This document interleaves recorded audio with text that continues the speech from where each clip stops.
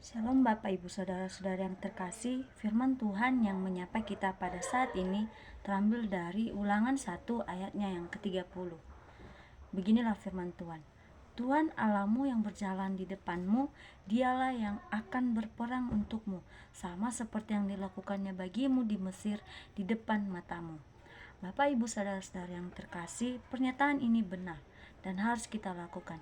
Ketika kita sedang berada dalam kondisi terkungku dalam perasaan yang penyesalan, terpuruk akan hal di masa lalu, sehingga membuat kita sulit untuk melakukan maju untuk memperbaiki hidup. Untuk itu, Bapak Ibu Saudara-saudara yang terkasih, kitab Ulangan sendiri berisi tentang pengulangan kembali akan kisah masa lalu bangsa Israel. Apa yang telah terjadi dan dialami oleh bangsa Israel, ketaatan orang Israel, bahkan pemberontakan mereka, pengalaman pahit menjadi budak, diceritakan kembali oleh Musa kepada generasi kedua bangsa Israel yang akan memasuki tanah perjanjian. Tujuannya ialah agar generasi kedua ini tahu dan belajar dari sejarah nenek moyang mereka. Apa yang patut diteruskan? Ya, tentunya ketaatan. Dan apa yang tidak boleh diteruskan? Tentunya pemberontakan. Mereka akan Oleh karena itu, Bapak Ibu Saudara-saudara yang terkasih, tema kita pada saat ini yaitu belajar dari pengalaman masa lalu. Belajar dari pengalaman masa lalu. Bapak Ibu Saudara-saudara yang terkasih, firman Tuhan yang kita renungkan pada saat ini merupakan bagian dari pidato Musa yang sedang menceritakan kembali kisah ke-12 orang pengintai. Kisah ini menjadi sangat penting bagi generasi kedua bangsa Israel, karena melaluinya mereka dapat belajar bagaimana sikap yang benar dalam menghadapi tantangan. Bukan hanya menjadi pelajaran bagi bangsa Israel yaitu generasi kedua, juga kepada kita saat ini bagaimana sikap yang benar dalam menghadapi tantangan.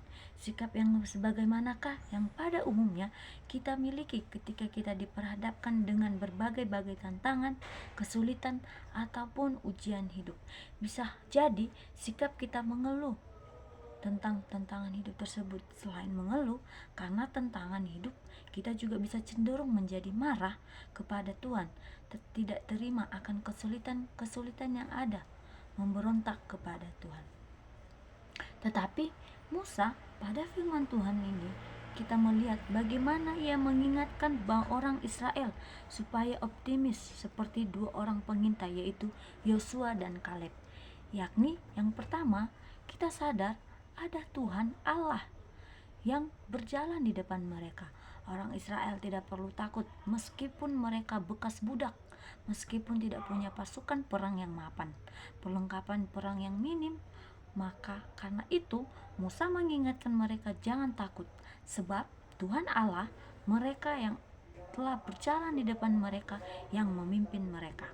Yang kedua, kita melihat bahwa Musa kembali menegaskan yang dengan mengatakan dialah yang akan berperang untukmu.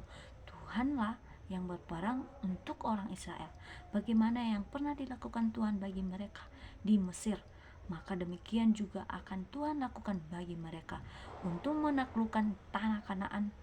Mereka sendiri melihat bagaimana Tuhan secara hebat menindas orang-orang atau mengalahkan orang-orang atau musuh-musuh bangsa Israel.